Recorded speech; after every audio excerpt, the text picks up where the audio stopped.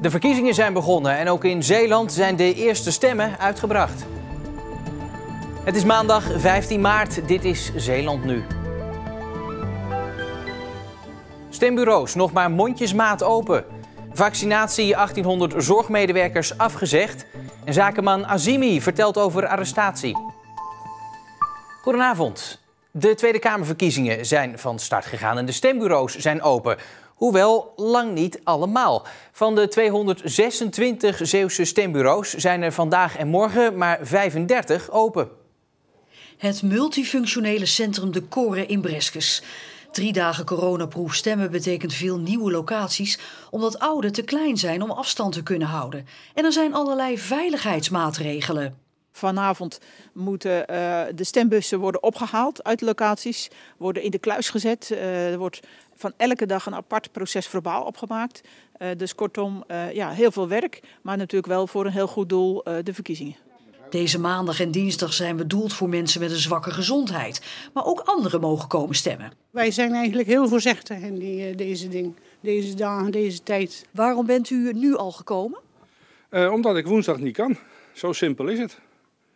Ja, ik ben militair en ik ben de hele week weg, dus vandaar. Het is voor de mensen die moeten zitten misschien niet helemaal prettig, maar geen drukke dagen. Want rond het middaguur heeft nog maar 1% van de Zeeuwse kiezers gestemd.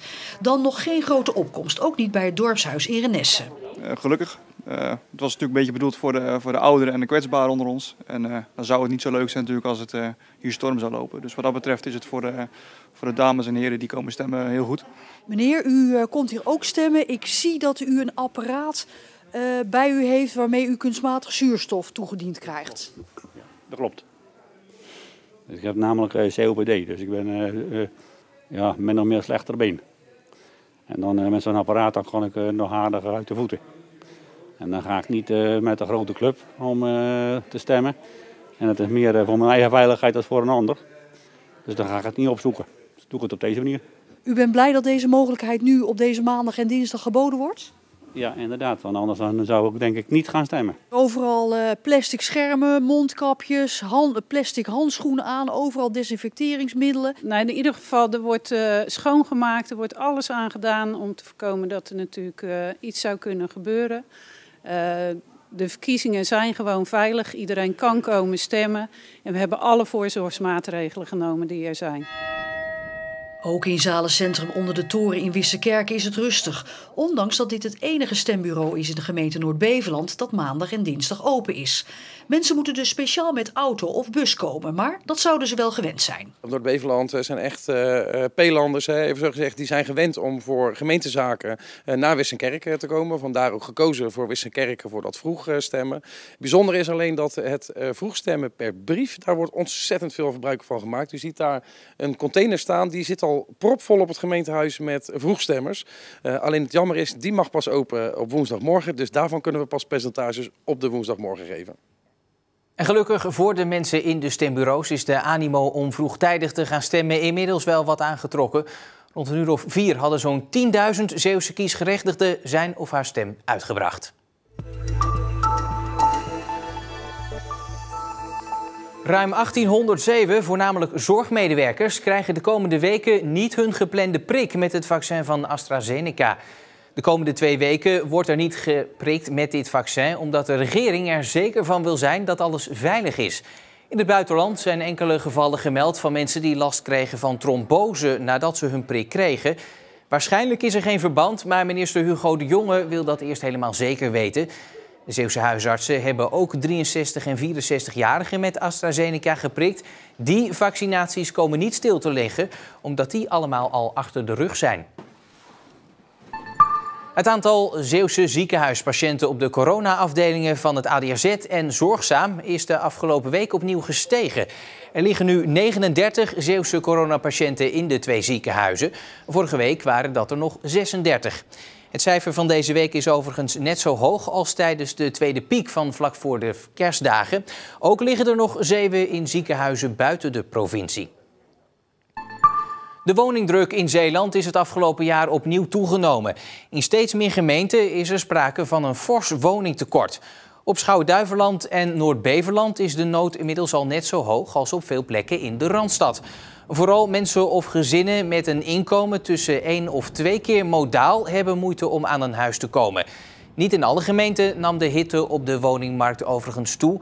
In de gemeente Capelle was het afgelopen jaar zelfs sprake van een relatieve afkoeling. Salar Azimi, de flamboyante zakenman die vorige week samen met zijn broer werd gearresteerd bij een inval van de politie en de FIOD in zijn woning en kantoor, gaf vanmiddag een persconferentie over wat er volgens hem allemaal is gebeurd. Als jij in Nederland je hoofd boven het maaiveld steekt, word je al afgehakt. Dat heb ik al honderden keren gehoord van verschillende vrienden, bekenden en ervaren. En nu maak ik het zelf van dichtbij voor de zoveelste keer mee. Voor mij is de mate vol.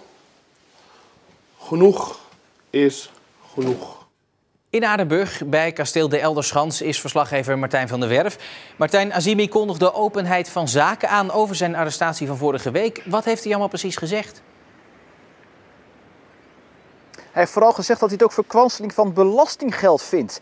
De opsporingsdiensten zouden hun geld en hun capaciteit veel beter kunnen steken in het oplossen van echte crime, in plaats van dat kleine dingetje van een aantal jaar geleden, zoals hij dat zelf zegt.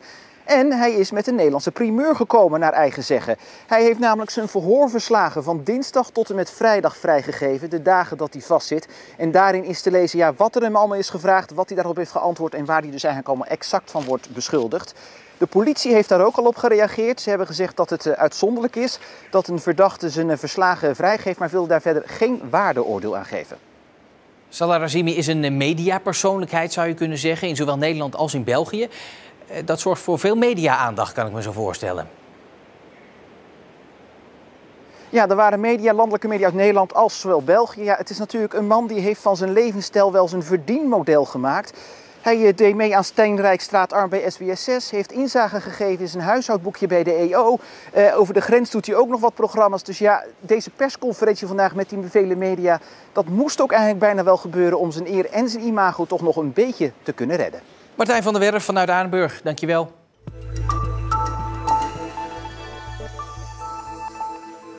Sharona Tieleman voelt zich na 2 jaar stilzitten eindelijk weer echt voetballer.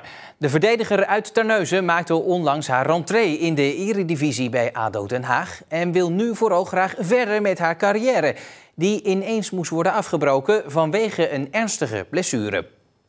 De afgelopen 2 jaar stond het voetballeven van Sharona Tieleman zo goed als stil en vernam de sportwereld lang niets van haar.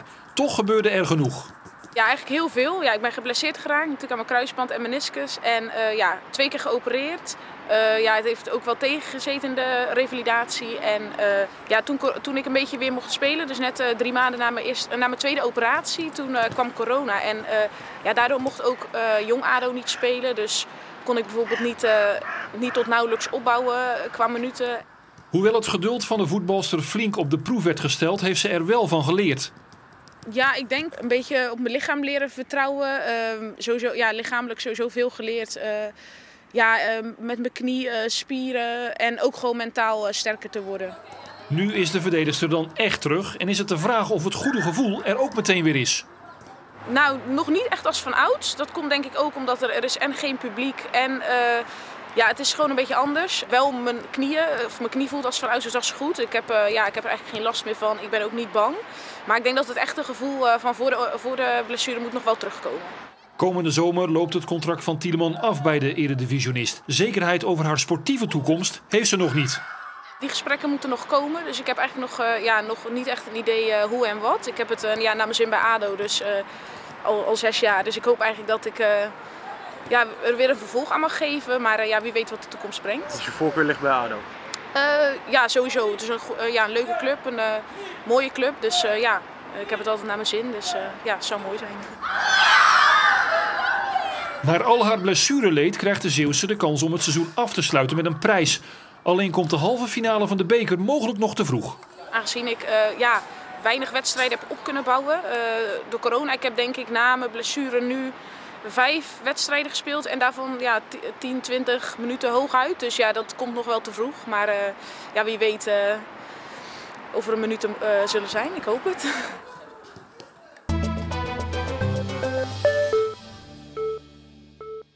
Morgen dan is het de dag van het thuiswerken. Een dag die tot vorig jaar natuurlijk vooral iets was voor in de marge. Maar sinds de coronacrisis losbarstte, denken we daar toch allemaal anders over. Werken vanuit huis. Geen gezelligheid van collega's, maar vaak wel betere koffie. Ja goed, het heeft ook zijn voordelen. Ik heb een zoontje, als ik hem naar school moet brengen 's ochtends ben ik veel sneller thuis aan de slag dan hier. Als ik moet reizen is het makkelijk om te combineren de dag te starten of te eindigen thuis, afhankelijk van wanneer je bij de klant bent geweest. En het is soms gewoon fijn om even wat meters te maken in werkzaamheden die echt even afgerond moeten worden, waar je echt voor moet concentreren. Vandaag is ze even op kantoor, maar het laatste jaar heeft Noelle de Kok voornamelijk thuis gewerkt. Net als 100 andere werknemers van Elopak in Terneuzen. En straks, als corona voorbij is, blijft ze deels thuis werken. Niet omdat het moet, maar omdat het kan. En ze is niet de enige. Ik denk dat minimaal de helft van die 100 medewerkers wil thuis blijven werken voor ongeveer 3 dagen per week. En dat is een grotere groep dan we van tevoren hadden ingeschat.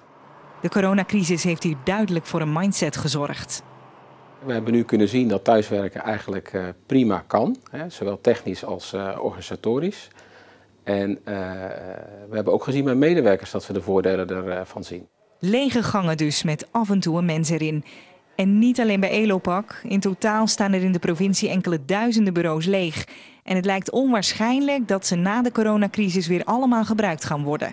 Want het Centraal Planbureau verwacht dat er na de crisis 2 keer zoveel thuis zal worden gewerkt als voorheen.